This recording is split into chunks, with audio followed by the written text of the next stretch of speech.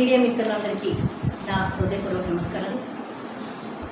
నా పేరు అనుపమ్ యాదవ్, దివ్యదర్శిని ఛానల్కి రిపోర్టర్ని.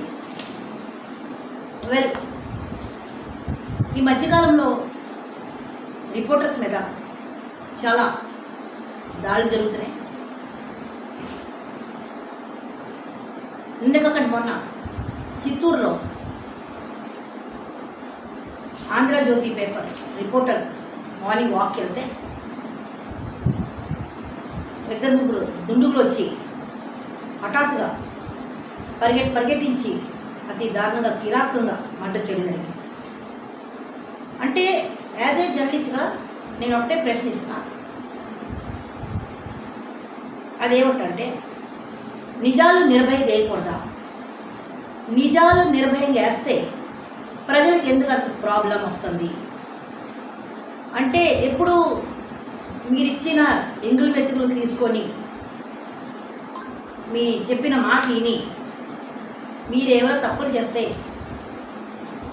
ఆ తప్పులు చేసి చేయలేనట్టు చూసి చూడలేనట్టు వదిలేయమంటారా? అలాంటప్పుడు మా మీడియా మీకు ఎందుకు? ప్రతి పొలిటీషియన్కి, ప్రతి బిజినెస్ మ్యాన్కి, ప్రతి చిన్న నుంచి పెద్ద వరకు మీడియా లేనిది మీరు బయటకు రాలేరు. మీడియా లేనిది మీ పబ్లిసిటీ లేదు. మీడియా లేనిది మీరు ఎవరో లేరు. పొలిటీషియన్ దగ్గర నుంచి ఏ వ్యాపార వ్యక్తి కూడా మీ పబ్లిసిటీ అవును. సో ఏ మీడియా అయితే మీ పబ్లిసిటీ ఇస్తుందో ఆ మీడియా మీద దాడి చేయడం ఏంటి? ఎందుకు అంటే మీరు చేసిన తప్పు అది పేపర్ లేకూడదా? మీరు చేసిన తప్పు ఛానల్లో చూపించకూడదా? అలాంటి తప్పు చేయడం మానేయండి, కరప్షన్ చేయడం మానేయండి, గోల్డేజం మానేయండి, రౌడిజం మానేయండి. దీన్ని బట్టి ప్రభుత్వం జర్నలిస్టులకి, రిపోర్టర్స్కి రక్షణ చట్టం ఒకటి అమలు పరిచాలని మేము జర్నలిస్టులందరూ మీకు ప్రభుత్వాన్ని కోరుకుంటున్నాం. అలాగే మొన్న జరిగింది చిత్తూరులో ఆంధ్రజ్యోతి పేపర్ రిపోర్టర్కి అతి కీలకంగా చంపారు. అదొక వ్యక్తి అయితే ఈరోజు సాలూరులో ఏబిఎన్ రిపోర్టర్కి,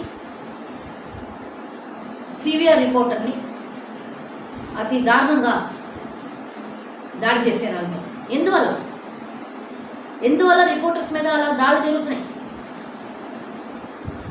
మాకు రక్షణ లేదా? మాకేమైనా శాలరీలు ఉంటున్నాయా? మాకైనా పెట్రోల్ అలవెన్స్ ఉందా? మరొకటి మాకేమైనా ఇన్కమ్ సోర్స్ ఉందా? మరి మా జర్నలిస్ట్ మీద మాకు ఎందుకు దాడులు జరుగుతున్నాయి? మేము ఒక్కసారి బ్యాన్ చేసామంటే మీడియా అందరూ కలిసి, చిన్న చిట్టగా పెద్ద మీడియా అందరూ కలిసి బ్యాన్ చేసామనుకోండి, అప్పుడు మీకు అర్థమవుతుంది వాట్ ఈజ్ మీడియా పవర్. అప్పుడు మీకు అర్థమవుతుంది వాట్ ఈజ్ మీడియా పబ్లిసిటీ. దయచేసి మీ అందరూ జోడించి చెప్తున్నా, మీడియా వాళ్ళ మీద దాడి చేయకండి. వాళ్ళ పని వాళ్ళు చేసుకోనియండి, మా పని మాకు చేసుకోనియండి. లేకపోతే మీరు తప్పులు చేయడం మానేయండి. మీరు ఎప్పుడైతే కరెక్ట్గా ఉంటారో మీడియా మీకు లేదు. అలానే నిజాలను నిర్భయం వేయకూడదు అనమాట. మీరు ఏం చెప్తే తినాలి. అది మీడియా పరిస్థితి. ఈరోజు మీడియా పరిస్థితి అంత దారుణంగా తయారైంది కేవలం మీ వల్ల.